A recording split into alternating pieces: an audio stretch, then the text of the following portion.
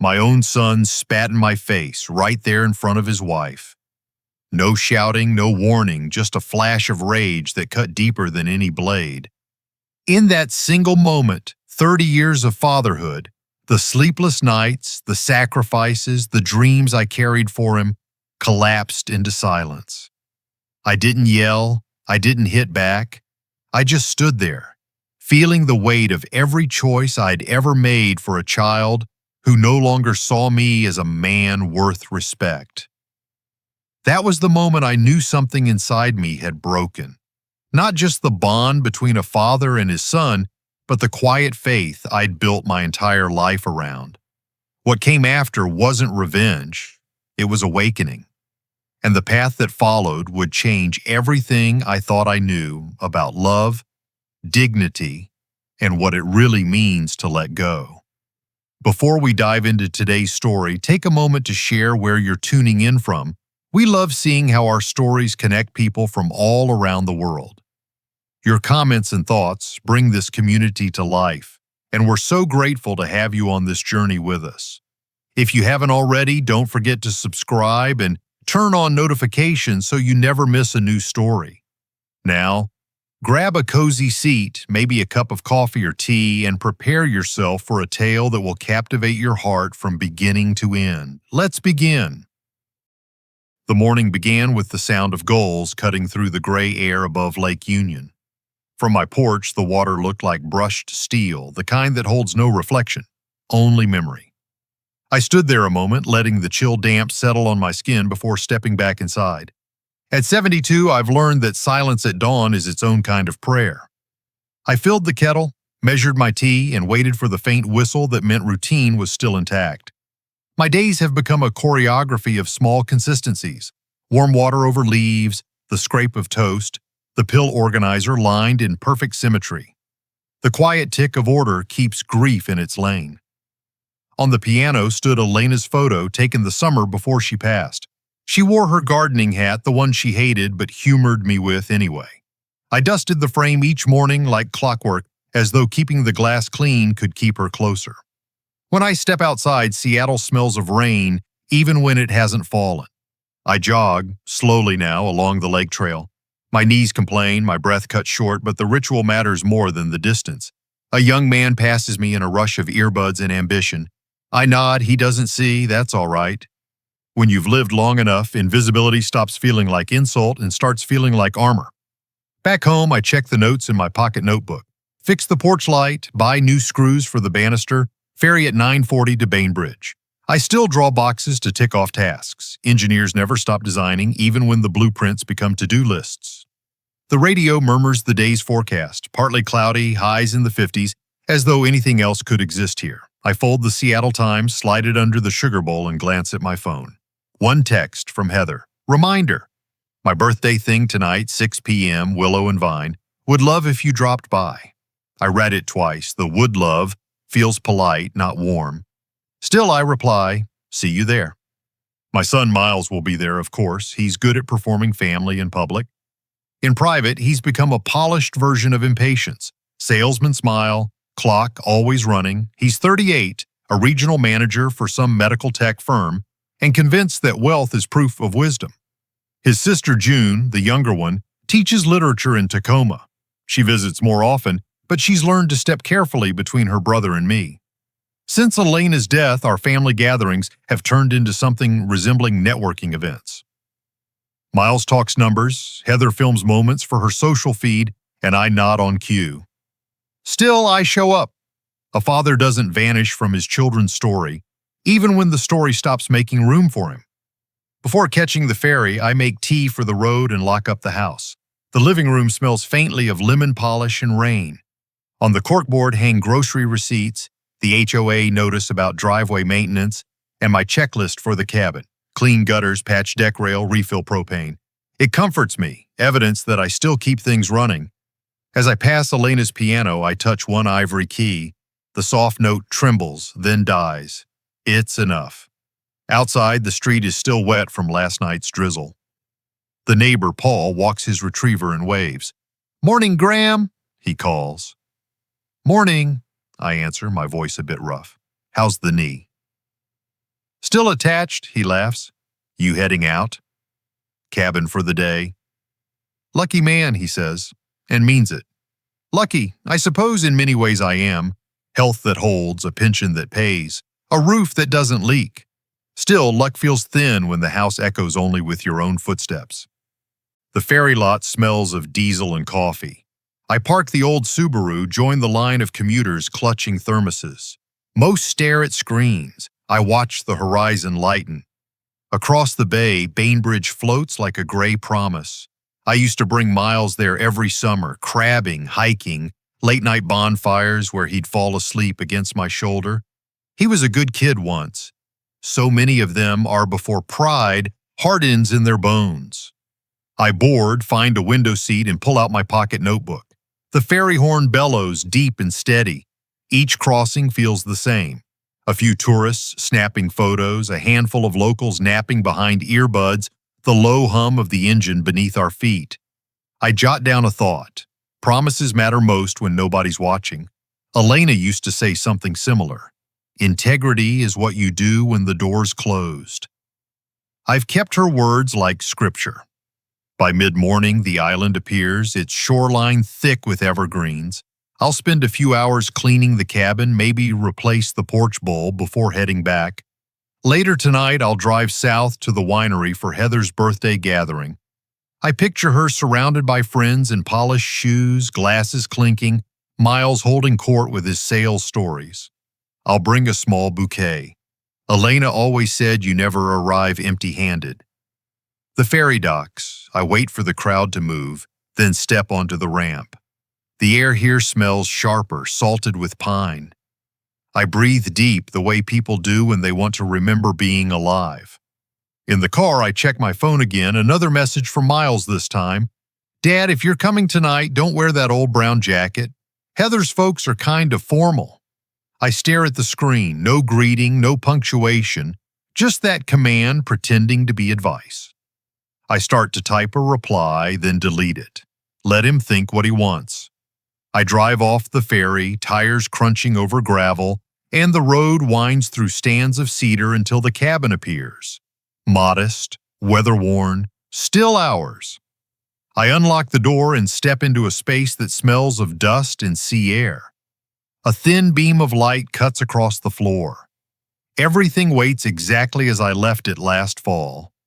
I set down my thermos, open the shutters, and stand still, listening to gulls cry over the bay. Somewhere in that sound is peace.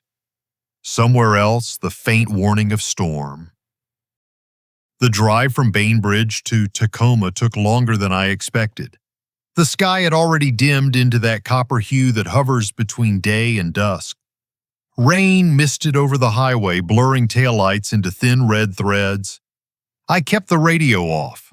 Silence these days feels like company. The bouquet sat on the passenger seat beside me. Sunflowers wrapped in brown paper, simple, bright, unpretentious. Elena would have approved. Willow and Vine stood on a hill overlooking the sound, its modern glass walls catching the last of the sun. I parked between two SUVs, so knew they still smelled like leather through the windows. My Subaru, with its faded bumper sticker from the Boeing Retirees Club, looked like it had wandered into the wrong neighborhood. A valet approached, hesitated, then simply nodded when I told him I preferred to keep my keys. Inside, the hum of voices was low and precise, a choreography of curated laughter. String lights glowed overhead, their reflections stretching across the marble floor. Tables held arrangements of pale roses and polished name cards. I spotted Miles immediately, center of gravity, as always, surrounded by a circle of well-dressed guests, one arm around Heather's waist. He turned when I approached, that familiar salesman's grin clicking into place. "Dad! You made it," he said, loud enough for a few heads to turn. "I said I would," I replied. Heather's smile was practiced but not unkind. "So glad you could come, Graham." "Let me take that." She reached for the bouquet without really looking at it, handing it off to a young woman with a clipboard before the flowers had time to rest in her hands. "It's lovely here," I said. Quite a crowd." "Oh, just friends and clients mostly," Heather answered. "It's nice to blend the two sometimes." Miles chuckled. "Mom would have loved this kind of event, huh?" "Maybe," I said, though she preferred potlucks to photo walls. He laughed politely, already glancing toward another group approaching. "Excuse me just a sec, Dr. Harris is here. Big account, need to say hi." He slipped away before I could reply. I found a quiet corner near the bar. The jazz band played something smooth and forgettable. A young bartender with a tattoo of wings poured me half a glass of Merlot and moved on without eye contact. Around me, conversations hovered like bees: investments, market shifts, wine pairings, renovations. Each word slid across the surface of things, never finding depth. When Heather returned, she introduced me to a pair of her PR colleagues, their smiles sharp and curious. One of them asked, "So Graham, what do you do these days?" "I'm retired," I said. "I worked in aerospace engineering." "Oh, that's fascinating," the woman said, tone slightly tilted, as if she didn't mean it. "Miles mentioned you're not very online." "That must be peaceful." "It is," I said. "I like to think before I post." They laughed, kindly but still laughed. Heather smiled too, and I realized she didn't notice how it landed. A familiar voice broke through the din. "Graham Pierce, is that you?" I turned. It was Rob Carver, an old colleague from the Everett plant. His hair had gone white, but the grin was unmistakable. "Haven't seen you in years," he said, shaking my hand. "Still got that sharp look about you." Before I could answer, Miles appeared, a flash of urgency beneath his charm. "Rob! Hey, wow, didn't realize you knew my dad. Come on, let me show you something inside." He guided Rob away, a hand firm on his shoulder, as if rescuing him from an awkward encounter. I stood alone again, my glass nearly empty. Later, during a toast, Heather took the microphone. Her speech was polished. Thank yous, gratitude, and a joke about bridging generational gaps that drew polite laughter. She gestured toward me once, saying, "And thank you, Graham, for joining us tonight." It's not always easy for our parents to keep up with these modern gatherings. The table chuckled. I smiled thinly, pretending to agree. Elena's voice echoed in my mind. Grace never has to prove itself. After the applause, I stepped outside for air. The garden smelled of wet soil and lavender. String lights trembled in the wind. Through the glass walls, I could see Miles with a group of friends gesturing animatedly. I didn't mean to listen, but the wind carried his words. "Dad's still old school," he was saying. "Doesn't get how things work now, but that's okay. I'll handle the estate stuff when the time comes." Laughter followed, a ripple of mockery disguised as banter.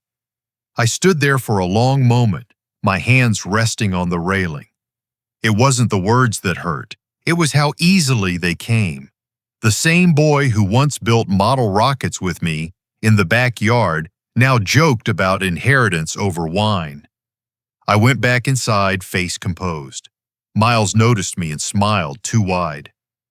"Everything okay, Dad?" he asked, loud enough for others to hear. "Fine," I said. "Just getting some air." He clapped my shoulder. "Good. Don't leave yet. We've got cake soon." "I should catch the ferry before the last run," I said. "Thank you for the invitation, Heather." "Happy birthday." Her smile faltered just a touch. "Oh, of course." "Safe drive home." Miles frowned. "Come on, Dad, stay a little longer. Don't make it weird." "I think I've stayed just long enough," I said quietly. He opened his mouth, then shut it, already turning toward another guest. I placed my empty glass on the edge of the table. A drop of wine bled onto the white linen, small but vivid. No one noticed. Outside, the rain had thickened into a steady curtain. I walked to my car without looking back. The bouquet, still wrapped, lay forgotten in the valet stand, its bright petals drooping under the drizzle. The wipers beat a slow rhythm as I drove north. Somewhere past the bridge, headlights flared behind me, then faded. I caught my own reflection in the rearview mirror, steady eyes, firm jaw, the faintest tremor at the corner of my mouth. A roadside sign glowed through the rain. Respect is earned. Or revoked, I whispered. The fairy light shimmered across the dark water ahead, steady and indifferent. I drove on toward them, the sound of the engine the only heartbeat left to answer my thoughts. If you're still watching and can sense that something small is about to explode into something life-changing, drop number 1 in the comments. You won't believe how fast love can turn into betrayal. It had rained all morning, the kind of fine, ceaseless drizzle that turns Seattle into a watercolor painting. I arrived early as usual to the small downtown restaurant Miles had chosen. The place was polished, all glass and chrome, with soft jazz humming under the chatter of lunchtime crowds. I'd reserved a quiet corner table for 4, though I knew only 3 of us were coming. Old habits die hard. I still plan as if Elena might walk through the door. I ordered tea while waiting. On the seat beside me lay a thick envelope. Old family photos I'd taken from the cabin. Pictures of Miles building model rockets, of June in her school play, of Elena at the lake smiling beneath her floppy hat. I thought maybe if I showed them, we'd remember who we were before money and image became the family currency. 20 minutes passed. Then at last Miles and Heather arrived, trailing the scent of expensive raincoats and the rhythm of urgency. Miles was on his phone, gesturing as he spoke. "No, the client wants the numbers by end of day. I'll send the file when I'm back in the car." He ended the call, slipping the phone into his jacket. "Sorry, traffic was brutal." Heather smiled without looking up from her own screen. "This place is cute," she said, kind of retro. "It's been here since the 70s, I said. "Elena used to love the chowder." Miles slid into his chair. Right. Hey, I actually wanted to talk about something practical today. Just a few updates about the trust." The word trust landed like a stone in my chest. "What kind of updates?" He opened his briefcase, pulling out a few pages clipped together. Heather's accountant friend looked over the paperwork. He said it's smart to streamline things before anything unexpected happens. "You know, simplify management." Heather nodded briskly. "It's just a precaution, Graham." "Totally standard. You'd still have access to everything, of course." I looked at the papers. Legal jargon flowed like an unfamiliar river, but I could see enough. It transferred management authority immediately to Miles. Power of attorney, discretionary rights, even real estate oversight. My name was there, printed small and fading beneath theirs. Miles leaned back. "This just makes things easier, Dad. You know, for when you don't want to deal with all the hassle. You've always said you hate paperwork." "I said I hate clutter," I corrected softly. He smiled, the same rehearsed curve of lips I'd seen at that winery. "Same thing, right?" I turned the first page over slowly. "This would give you control of my accounts. And the house." "Temporarily," he said quickly. "You'd still live there. This just helps me manage it for you."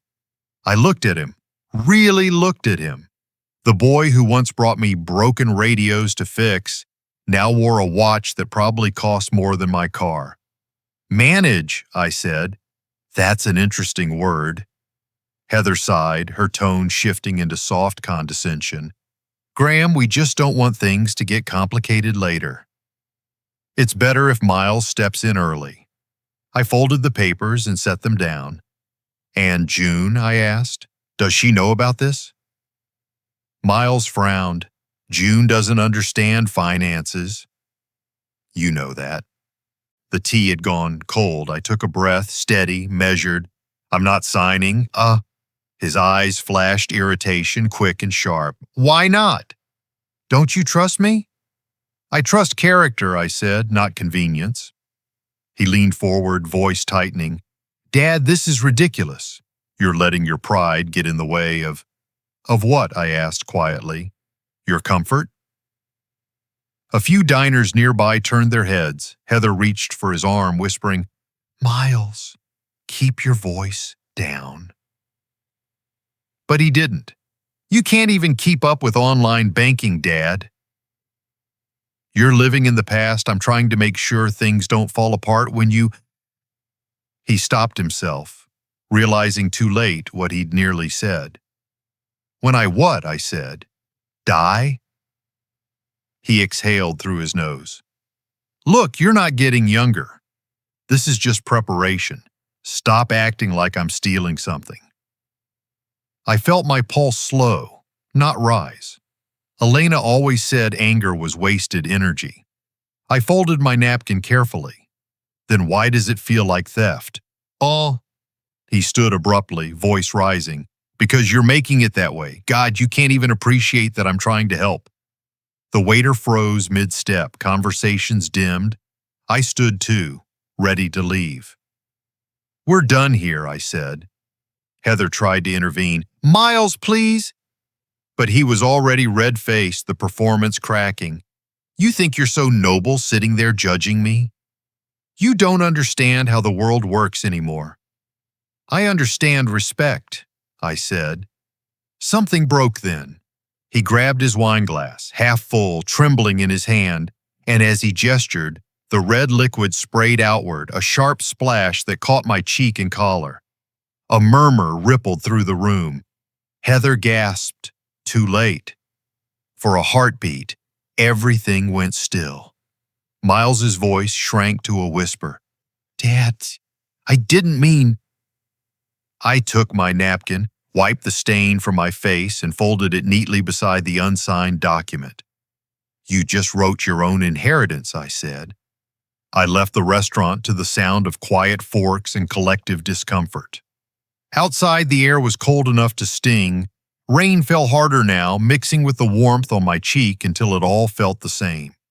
I stood under the awning, breathing slowly. My hands trembled, not from weakness, but from clarity. I had raised a man who confused success with decency. I had allowed him to believe that love could be managed like assets. When the light changed, I crossed the street without looking back. Cars hissed by, their tires slicing the puddles. Somewhere behind me, laughter resumed, as if nothing had happened. But something had. A man's worth isn't measured by blood. It's measured by how much he can lose and still stand upright. The jacket was hanging by the door when I saw it again, the same one I'd worn to lunch with Miles. The maroon stain had dulled to a rusty shadow, stubborn against the gray fabric. I took it down and laid it across the kitchen counter. The smell of wine still clung to it, faint but distinct, as if the fabric itself refused to forget. I dabbed at the spot with vinegar and warm water, careful, deliberate. It was an old engineer's habit. Fix what's broken, refine the process, keep working until the problem gives up. But this stain held its ground. After a while, I stopped trying. Some things, I suppose, aren't meant to come clean. Rain pressed against the window in slow, steady fingers. The television murmured low. A news anchor talking about markets and politics I no longer cared about. I turned the sound off and listened instead to the quiet tick of the clock above the mantel. The rhythm filled the room like a metronome for thought. I sat down and let my mind wander back, though it didn't have far to go. The moment replayed with merciless clarity, the flicker of recognition in Miles's eyes right after the glass tipped, the hush of the restaurant, the red liquid tracing down my cheek. I'd wiped it away before anyone could stand up to help. That was the part that haunted me most. The way dignity becomes instinct when you've spent a lifetime practicing it. I remembered another day, decades earlier, when Miles was 8. He dropped a model rocket we built together. It shattered across the driveway. He cried, certain I'd be angry, but I wasn't. I knelt beside him, handed him a broom, and said, "We'll build a stronger one next time." He smiled through his tears and said, "You never get mad." I wonder when he stopped believing that patience was strength. By evening, the house felt heavier, as if silence had weight. I walked to my desk and picked up the phone. I stared at the digits for a long moment, then pressed call. It rang 5 times before he answered. "Dad," Miles said, the word clipped short, businesslike. "I wasn't sure you'd pick up," I said. "Well, I'm in the middle of a few things," he replied. I could hear muffled voices in the background, maybe Heather, maybe the television. I wanted to talk about what happened. A pause, then a sigh. "Dad, can we not rehash this? It was awkward, I know. You made a scene, and—" "I made a scene?" He hesitated. "Okay, maybe that came out wrong. I just mean everyone overreacted. It wasn't a big deal. It was to me." Heather's voice floated faintly through the receiver. "Miles, just hang up if he starts guilt-tripping you." He lowered his voice, but not enough. "Dad, Heather's saying maybe we should just take some space for a while. Let things cool off." "Space," I repeated. "You already made that clear at the restaurant." "I didn't mean to—" "No," I said, "you meant every word and every drop." He exhaled hard. "You're twisting this into something it's not. You're always so dramatic when someone challenges you." "Dramatic?" I asked quietly. "You humiliated your father in public. I stood there covered in your temper, and you call that a challenge?" His tone sharpened, like a knife finding edge. "You've never trusted me, have you? You've always thought I was weak." "That's not true." "Yeah, it is. You still treat me like that boy with the model rockets. I'm 40, Dad. I run companies, I make deals, I don't need you policing me." I let him speak. Sometimes letting someone hear their own voice is punishment enough. When he stopped, I said only, "Do you even understand what respect costs when you spend it so freely?" He gave a short, bitter laugh. "You know what? Maybe I don't. Good night, Dad." The line clicked dead. I held the phone against my ear for a few seconds longer, listening to the hollow static hum of disconnection. Then I placed it down, slow and careful, as though the weight of the conversation might crack it. I sat there in the dark for a long time. The rain had eased, replaced by the steady tapping of drops from the eaves. The clock ticked on, indifferent. Somewhere beyond the lake, a fairy horn sounded, faint and distant. I thought of forgiveness, the way people talk about it like it's simple arithmetic. Subtract pain, add understanding. But forgiveness without change is just surrender. When I stood, my knees cracked, a reminder that the body too remembers insult. I crossed to the desk, opened the drawer, and pulled out the thick manila folder labeled Estate and Trust. The papers inside were crisp, organized, almost sterile. I'd built them to ensure stability, not to measure betrayal. Under the lamplight, the text blurred slightly, my eyes tired. I adjusted my glasses and read line after line, beneficiaries, clauses, contingencies. Each word felt heavier now. Once it was about protection. Tonight it felt like leverage. I took a notepad and wrote a short note to my lawyer. "Please schedule a meeting regarding revisions to the living trust. Urgent." My handwriting trembled just enough to betray feeling. Before I set the pen down, I looked toward Elena's photo on the shelf. The same smile I dusted every morning seemed to soften in the dim light. "You'd tell me to stand tall," I whispered. I folded the note neatly and placed it beside the photo. Then from the counter, I took the folded handkerchief I'd used to clean the wine stain and laid it next to both. The past and the future sitting side by side on my desk. Outside, thunder rumbled low over Lake Union. The storm was moving east, but the air still carried its electricity. I switched off the lamp, letting the darkness settle like acceptance. In the reflection on the window, I caught my own face, half lit, half shadow. Older, yes, but not broken. For the first time in years, I felt something close to clarity. Forgiveness would have to wait. The morning smelled faintly of rain and ink. I sat across from Mr. Collins in his oak-paneled office, a quiet refuge above the noise of downtown Seattle. His fountain pen gleamed under the soft lamplight, poised like a scalpel waiting for an incision. He slid the final page toward me. "Are you sure, Graham?" he asked gently. "Once we file this, it's done." I nodded. It's already done in my heart. The paper in front of me was more than legal documentation. It was the last echo of fatherhood formalized into law. My name, his name, side by side, soon to be separated forever. I took the pen and signed. The line of ink felt like drawing a curtain closed. Mr. Collins studied me for a moment. "You're a good man," he said softly, "but even good men deserve peace." "Peace," I repeated. "That's all this is." When I left his office, the drizzle had started again.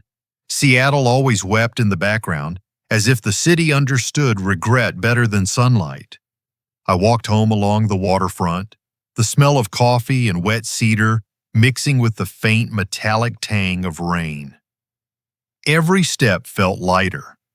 I had done what I needed to do, not to hurt Miles, but to stop being his fool. By the time I reached home, the sky had dimmed to a bruised gray. I made tea, sat by the window, and thought I might finally sleep through the night. Then the phone buzzed. The message was short, sharp, and inevitable. "We need to talk. I'm coming over." I didn't reply. When he arrived, the sound of his car tires sloshing over the wet gravel reached me before his knock. He didn't wait to be invited in. The front door swung open and Miles filled the frame, face flushed, jaw tight. He looked like a man trying to outrun his own mistakes.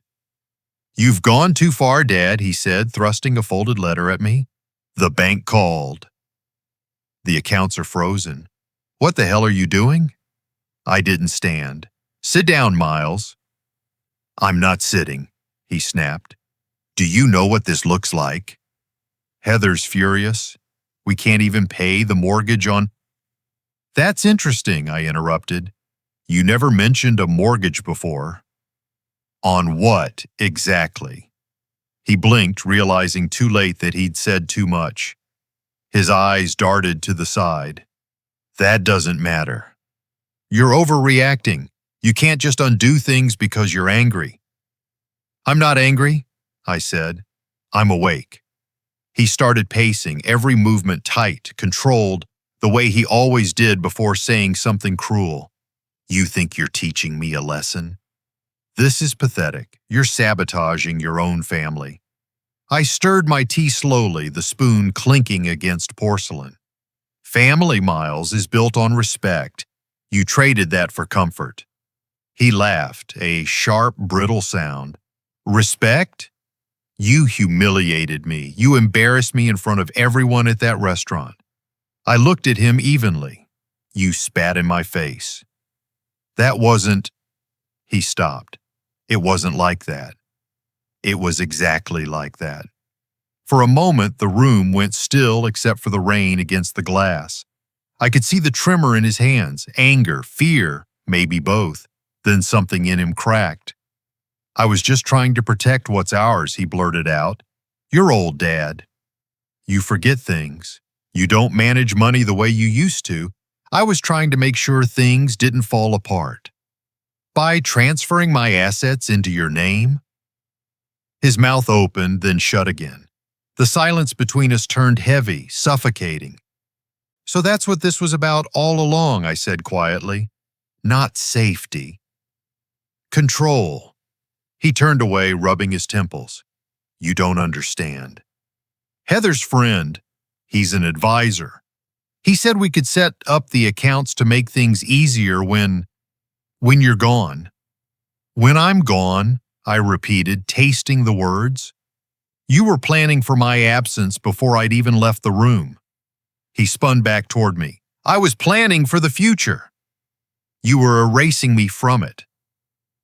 That stopped him. His shoulders slumped, but pride wouldn't let him bend. So what now? You think you can just cut me out? You think that'll make you feel better? I stood then, slowly, deliberately. My knees creaked, but the sound only reminded me that I was still standing, something he hadn't expected. You think I'm too old to fight back, I said, but I don't fight with fists. I fight with signatures. He blinked, confusion flickering into dread. I reached for the envelope on the table and handed it to him. Read it. He unfolded it and stared at the first line, Amendment to the Will of Graham Douglas Hanley. His eyes scanned the page. I saw the exact moment he found the crossed-out line, his name, followed by the new beneficiary. June's name, in careful print. He looked up pale. You took me out of your will? I nodded once. Actions have consequences. You spat on your inheritance long before I erased it. His face twisted in disbelief. You can't do this. I already did. For a long moment he said nothing. Then, with a burst of anger that belonged to a younger man, he crumpled the envelope and threw it toward the floor. You'll regret this. I already regret raising you to think I wouldn't. He stared at me as though searching for the father he remembered, the one who forgave too easily. But that man was gone, buried beneath years of silence, mistaken for surrender. Without another word, he turned and stormed out. The door slammed so hard the windows rattled. A few seconds later, I heard his car skid down the wet road and disappear into the distance. The house went still again, only the rain remained, tracing soft trails down the glass. I picked up the crumpled envelope, smoothed it gently, and placed it back on the table. The ink had smudged where his thumb pressed too hard, as if even paper could bruise. I sat down, closed my eyes, and let the silence expand until it became something close to peace. It wasn't revenge, it was recognition, the moment I stopped being his father and started being a man again. The morning light came in softly through the half-drawn curtains, muted and silvery after the storm. For the first time in weeks, I woke before the alarm, my body attuned not to dread but to quiet. The rain had rinsed the air clean, the garden glistened under the faint warmth of dawn. I stood by the window, cup in hand, and listened to the hum of the waking city. The low roll of buses, the distant bark of a dog, the call of a crow perched on the lamppost outside. Everything looked the same, yet felt different. The house was still, but not empty. The silence wasn't absence, it was ownership. I brewed coffee slowly, grounding the beans by hand the way I used to when Elena was alive. The sound of the grinder, the smell of roasted earth, the slow pour of hot water. It all felt like ritual, not routine. I carried the mug to my desk where yesterday's newspaper sat unread. The front page blurred in and out of focus as my mind wandered. The images came uninvited. Miles as a boy in rain boots, jumping in puddles. His teenage grin the day he got his first car.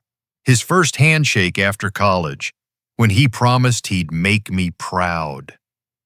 I realized then that I had always mistaken motion for growth. He had grown older, not wiser, louder, not deeper. It struck me that love, without boundaries, turns into permission. I had let him cross too many lines because I believed love would bring him back. But love isn't a leash, it's a mirror. And sometimes when a man refuses to see his reflection, you have to turn the mirror away. The fireplace was cold, gray ash from last night's log still faintly smoking. I reached into my desk drawer and took out the folded handkerchief. The faint maroon stain, long dried, looked like the outline of a wound. I held it between my fingers, tracing the edge of that humiliation one last time. Then I opened the fireplace grate, struck a match, and watched the cloth catch flame. The fabric curled and blackened quickly, a brief flare of orange devouring memory. The air filled with the faint scent of smoke and linen. I stood there, unmoving, until it was nothing but ash. The last trace of that night was gone. I thought I might finally feel triumph, but what came instead was something gentler, a strange kind of peace, fragile but real. The phone rang mid-morning. I almost didn't answer. "Graham?" It was June, my neighbor from across the lake. Her voice carried that mix of curiosity and concern that only longtime friends can manage. "I just wanted to check in. I heard about the argument with Miles. I'm sorry things got ugly." "It's fine, June," I said. "Some truths need to be ugly before they're clean." She hesitated. "You might want to sit down. I read something in the local business bulletin. Miles's company is under investigation. Financial misconduct. It looks bad." For a long moment I said nothing. The words floated there, unreal. Then I exhaled slowly. "I see." "I'm sorry, Graham. I thought you should hear it from me." "Thank you," I said quietly. "You were right to call." When I hung up, I sat there for a long time, staring at nothing. I should have felt vindicated, maybe even relieved, but I didn't. All I felt was the dull ache of inevitability. The storm had been gathering long before I took away his inheritance. He'd been building his own collapse brick by brick, and I'd mistaken the noise for progress. I walked to the window and watched the clouds drifting apart. Light was filtering through, thin but persistent. It struck me that I wasn't angry anymore. Anger requires hope, and I had spent mine already. I thought about calling him, about saying something, anything, that might pierce the wall between us. But what would I say? That I forgave him? That I was sorry? Both would be lies. Forgiveness is meaningless when the person who wronged you doesn't recognize the wound. Instead, I sat down at my desk and pulled out a sheet of paper. The pen felt heavy in my hand. I began to write, not to send, but to release. "Miles, I took back what was mine, not to punish you, but to protect what you were too blind to value. I won't defend myself and I won't curse you. I only hope that one day you understand the difference between power and respect. Until then, I wish you silence. The kind that teaches, not punishes." I folded the letter carefully and placed it beside the amended will. They belonged together, two testaments of the same truth. Afterward, I walked out onto the porch. The planks creaked under my weight, a sound that felt almost companionable. The lake shimmered under the tentative sun, small ripples glinting like tiny mirrors. A few children were throwing pebbles at the edge, their laughter carried across the water.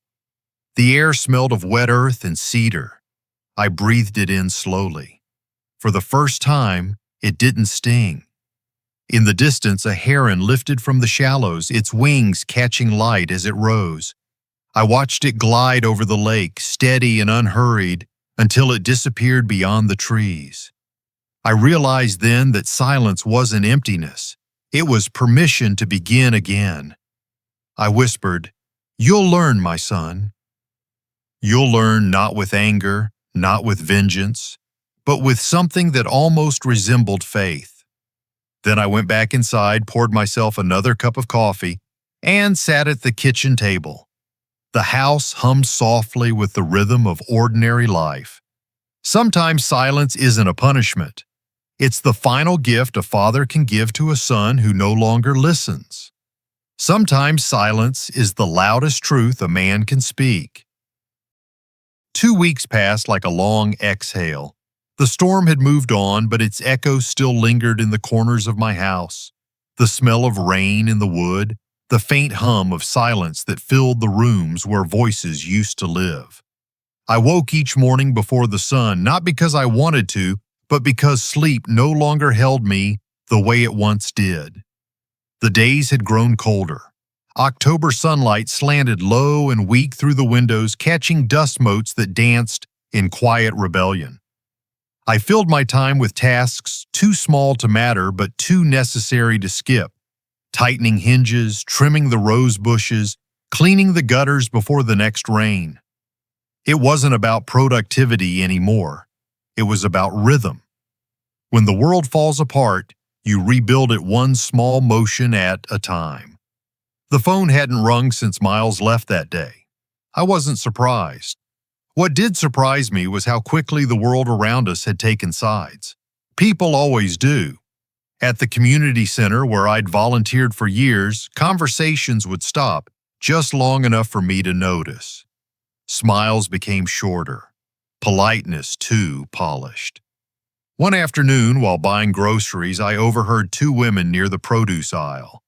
They didn't see me at first. "Heard he cut his own son out of the will," one whispered. "Over a family argument." "Shame," the other said. "He always seemed so kind." Must be losing his mind. I stood there with a basket of apples in my hand, their skin shining red under the lights. I almost laughed at the absurdity of it. How quickly people replace truth with rumor when the facts are too quiet to entertain them. But it stung more than I cared to admit. At home, I sat by the window and wrote a note on a scrap of paper.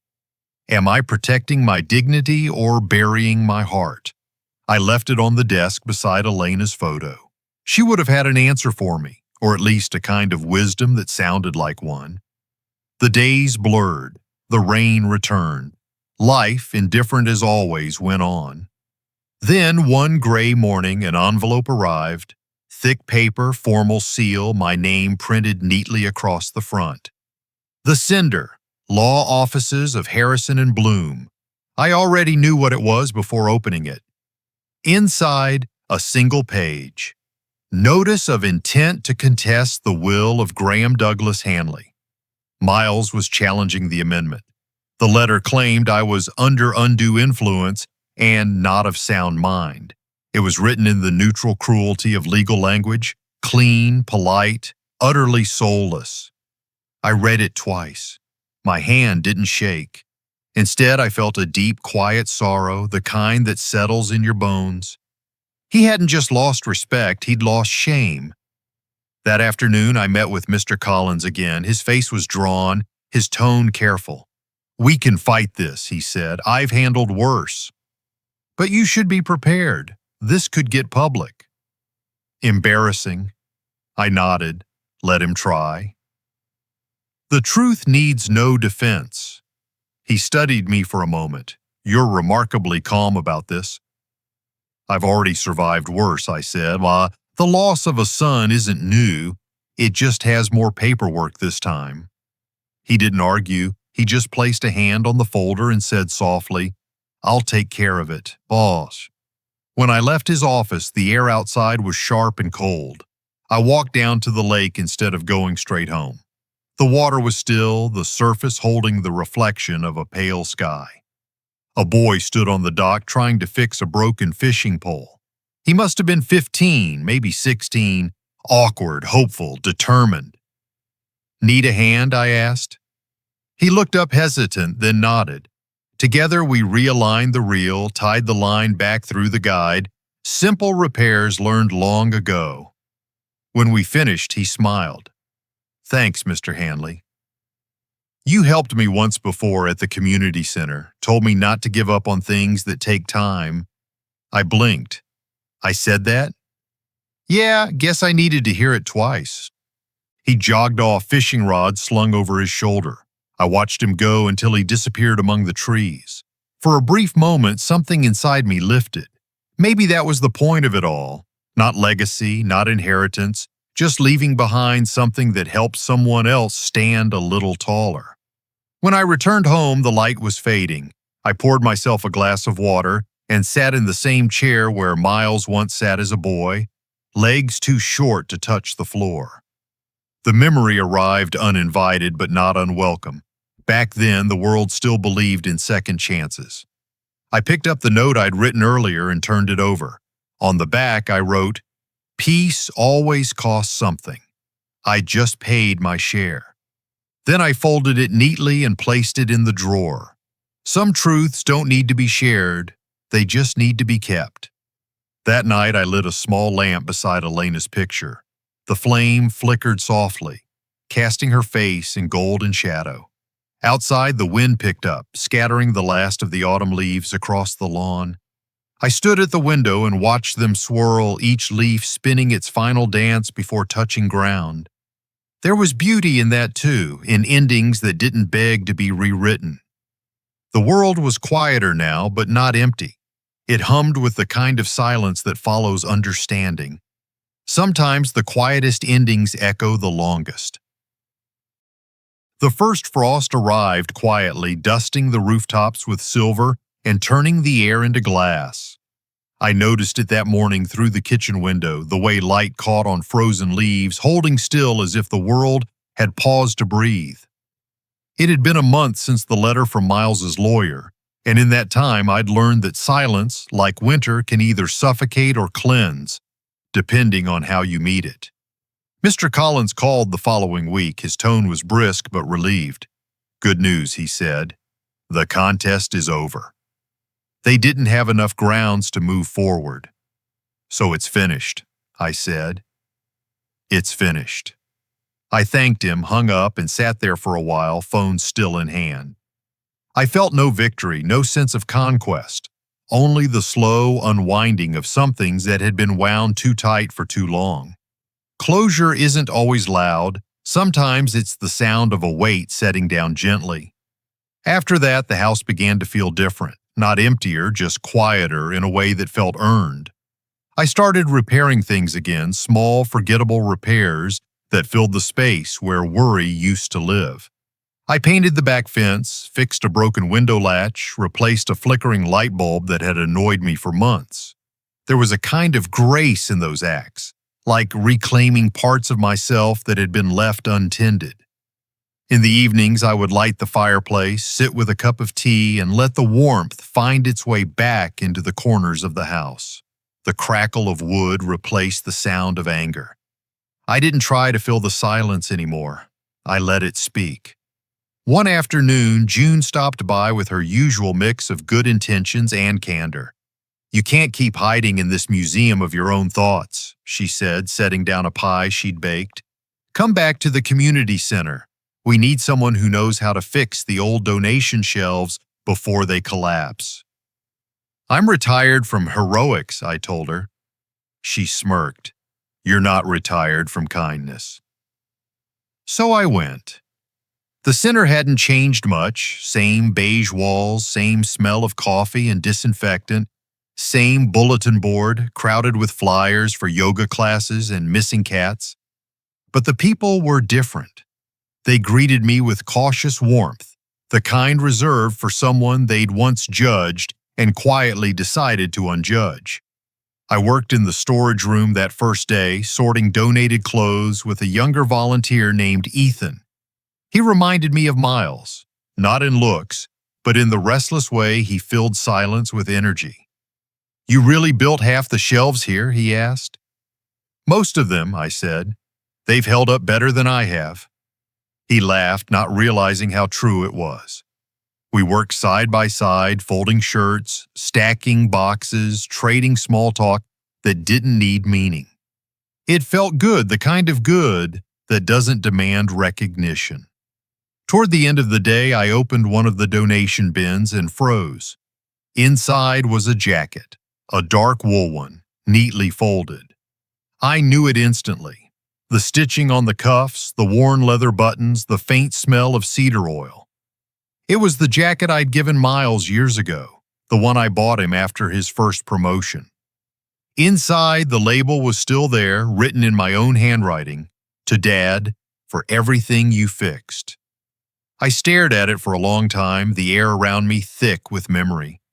He must have donated it himself, maybe weeks ago, maybe yesterday. There was no note, no message, just the jacket. Clean, folded, offered back to the world. Ethan's voice broke the stillness. "You okay, Mr. Hanley?" "Yes," I said softly. "Just found something I thought I'd lost." I took the jacket home that evening. The sky was bruised purple over the lake, and the city lights flickered on one by one. When I reached the porch, I shook off the frost and hung the jacket on the peg by the door. The the same spot where the stained one had once hung years and lives ago. For a while, I just stood there, watching it. It wasn't forgiveness exactly, but it was something close. Some truths are too heavy for words, and maybe this was Miles's way of saying what pride wouldn't let him. Maybe forgiveness doesn't need to be returned, it only needs to be accepted. That night, I lit the fireplace and took down one of Elena's old books from the shelf, a collection of essays she used to read out loud on quiet Sundays. I opened to a page she'd marked in the margin with a small heart. The line read, "Time doesn't heal, it teaches us how to carry what can't be mended." I read it aloud to the empty room. The words felt like prayer, not because they promised relief, but because they made endurance sacred. I wrote another note before bed. You can't rebuild someone else's conscience, only your own peace. I placed it in the drawer beside the letter I'd written to Miles weeks before. Both sealed, both unsent. Some messages are meant for time, not people. Later, as the night deepened, I stood by the window. Snow had started to fall, thin, hesitant flakes swirling in the lamplight. The world looked softer under the white. I slipped my hands into the pockets of the jacket, still faintly warm from the day's work, and watched the snow settle over the lake. For a moment, I thought of Miles, not as the man who betrayed me, but as the boy who once left handprints on frosted glass, laughing as I traced them from the other side. The memory didn't ache anymore. It simply existed like snow, cold, clean, fleeting. Forgiveness didn't need to be spoken. It just needed somewhere to live. If you're still here and feeling the weight lift even just a little, comment number 3 below. Because what comes next isn't revenge or regret. It's something far more powerful. The mornings had grown slow and pale, the kind of quiet that settles only after a storm has spent itself. Frost clung to the edges of the windows, and the lake outside had frozen into a dull sheet of silver. I woke early most days, not because I needed to, but because sleep no longer held the same grip. My peace had become a habit, small, deliberate, and stubborn. Each morning followed the same rhythm: boil water, steep tea, light the fire, read a few pages from the same old book. The routine was comfort. It didn't ask for forgiveness or explanation. It simply was. I stopped checking my phone for messages weeks ago. There hadn't been any from Miles, and I'd stopped expecting them. Silence, once unbearable, had softened into something companionable. Some days I walked to the dock and watched the geese glide along the thin patches of open water. Other days I just sat by the window, letting the light stretch across the floorboards. I had come to understand that grief doesn't vanish. It just changes shape until it fits the corners of your life.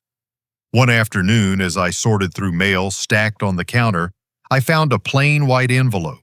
No return address, just my name in neat, slanted handwriting. Inside was a short letter from Heather. "Mr. Hanley, I thought you should know that Miles has left town. He sold his shares and taken a position in Boston. He said he needed a new beginning. Before he left, he told me he wished things had been different between you two. I'm sorry for everything that happened, truly. Heather." The words were spare, polite, and careful, yet they landed like a stone dropped into still water. I read them twice, folded the letter, and placed it in the same drawer where I'd kept the 2 sealed envelopes, the one I wrote to Miles and the one I wrote to myself. 3 letters now, past, present, and whatever might come next. It felt right to keep them together, small witnesses to the journey between anger and acceptance. That evening, I walked down to the lake. The air smelled of pine and distant smoke. The ground crackled under my boots as I made my way to the old dock. The boards creaked, tired but steady beneath the frost. I leaned against the rail and let the cold settle into my bones. For the first time in months, I didn't feel the ache of loss, only its echo. I was about to turn back when my foot slipped on the ice. I caught myself barely, but the sudden jolt sent me stumbling to one knee. Before I could stand, a voice called out behind me. "Careful there, sir." Ice doesn't forgive clumsy feet. I looked up to see a young man approaching, bundled in a dark coat, scarf pulled to his chin. He offered his hand. I took it, surprised at the warmth in his grip. "Thank you," I said, brushing snow from my sleeve. "Getting old isn't for the faint of heart." He smiled. "You must be Mr. Hanley. I've heard about you at the community center. I'm Liam. I used to intern under your son, Miles." The name caught me off guard. I studied his face, open, kind, nothing like the guarded ones I'd grown used to. "You knew my son." "For a while," he said. "He talked about you sometimes. Said you were the one who taught him how to fix things, even when he broke them." The words hung in the cold air, fragile and heavy at once. For a moment I couldn't speak. All I could do was nod. "Did he now?" I said finally. "Yeah," Liam replied, glancing at the lake. "He told me once that he hoped to earn your respect back someday." I guess life gets in the way of that kind of thing. We stood there in silence, the wind whispering over the ice. Then he pointed toward the end of the dock where a plank had come loose. "You think we could fix that? The center wants to use it again for next spring's events." "Sure," I said without hesitation. "Let's fix it." We worked in near silence, tightening bolts, aligning boards, our breath rising in small clouds. My hands were stiff, slower than they used to be, but the rhythm came back easily. Liam handed me tools without needing to ask, as if he'd done it 100 times before. When we finished, the dock looked whole again, steady, simple, honest work. "Good as new," he said, stepping back. "Nothing's ever new," I replied, "but sometimes it's stronger the second time around." He smiled at that. When he left, he waved without words, and I realized I'd just helped repair more than a dock. Some fractures don't need apologies, just effort. That night, back at the house, I lit the lamp and wrote in my journal. The pen felt heavier than usual, not from strain, but from meaning. I used to think legacy was money. Now I know it's the strength to keep your heart open when it's been broken. I tore the page carefully, folded it, and slipped it into the pocket of Miles's old jacket, the one he'd returned without a word. It seemed fitting that it should hold this final piece of me. Outside, snow began to fall again. The flakes drifted slowly, catching the light from my window, turning the world silver and still. I watched them gather on the branches until the trees bowed under their quiet weight. For a long while, I just sat there, listening to the fire's low hum, the clock ticking softly behind me. I didn't think about revenge or regret. I thought about beginnings, the kind that don't come with fanfare, just the steady heartbeat of life moving forward. Maybe Miles was out there somewhere, watching a different snowfall, feeling the same strange calm. Maybe not. It didn't matter anymore. Peace, when it finally came, didn't knock. It simply sat beside me and stayed. Morning sunlight spilled through the window like melted gold, soft and unhurried. The last of the winter frost glistened on the railings, dripping rhythmically as it gave way to warmth. I woke to the faint song of sparrows, one of those fragile sounds you don't realize you've missed until it returns. The lake outside had begun to thaw, patches of ice dissolving into gentle ripples. It had been months since I'd felt anything close to spring, and now it was arriving quietly, without fanfare, as if asking for permission. My days had grown simple. I woke early, brewed tea, read for an hour, then walked the perimeter of my small garden. The ground was still hard, but I could smell the soil waking beneath it. There was peace in the slowness, the kind that doesn't need conversation to feel full. That morning, I pulled out the wooden box from my study, a collection of old letters and journals I'd kept through the years. The edges were worn, the ink faded, but each page carried a heartbeat. I read the notes I'd written in anger, the ones I'd written in regret, and the ones that tried to forgive. I smiled at how my handwriting had changed, once firm and bold, now softer, as though time itself had steadied my hand. Betrayal, I realized, had not ruined me. It had refined me. Pain had stripped away the noise until only the essential remained. I no longer needed to be right. I only needed to be whole. I turned to a page written months ago. You can't rebuild someone else's conscience, only your own peace. At the time, it had felt like a declaration. Now it read more like a truth gently accepted. Later, I took a framed photograph of Elena from the mantel, her smile still warm despite the years between us. I placed it by the window where the morning light could find her face. "I think you'd like this season," I said aloud. "It's quieter now." You always said peace should sound like birds returning. The words carried easily into the still air. I imagined her laughing at my sentimentality. I imagined her hand on my shoulder, the kind of reassurance that doesn't need words. For the first time in years, I didn't feel her absence as a wound. I felt it as presence, like sunlight that lingers long after the sun sets. Outside, the snow had receded enough for me to see the dark soil of the garden. I decided to start turning it over for planting. The air smelled of thaw and renewal. My hands, though slower than before, still knew the rhythm of the spade cutting through earth. Each motion felt like punctuation to a long sentence I'd been writing my whole life. When I finished, I noticed the red flag of the mailbox swaying slightly in the wind. I wiped my gloves on my jacket and walked over. Inside was a small brown package, no return address, just my name, written in the familiar slant of someone who learned penmanship before computers existed. My pulse quickened before I even opened it. Inside was a folded note and a single photograph. The picture was old. Elena, myself, and a young Miles standing in front of the lake house, the same one I now called home. My arm was around him, his small hand gripping my sleeve. On the back of the photo were 3 words written in faint pencil. "I'm learning, Dad." There was no signature, but none was needed. I held the photo for a long time, tracing the edges as if the paper itself might speak. My throat tightened, but no tears came. There was nothing left to mourn. The ache that had once filled every corner of me now felt clean, almost tender. I imagined him somewhere far away, perhaps in a new city, carrying pieces of the man I once was. Maybe that was what forgiveness truly was. Not forgetting, but allowing someone to evolve beyond the moment they failed you. I slipped the photo into my pocket beside the folded journal entry I'd written the week before.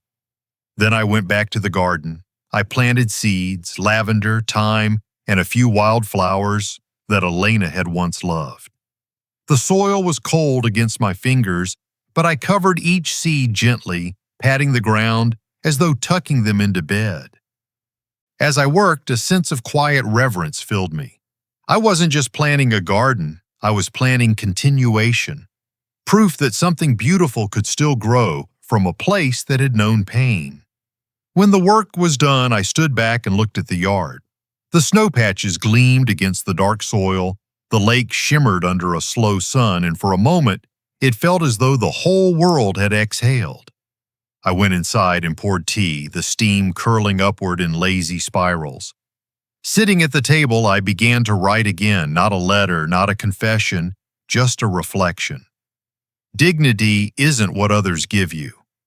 It's what you protect when no one's watching. Age doesn't take your power. It reveals where it truly lives. Love doesn't vanish when broken. It simply learns to speak more quietly.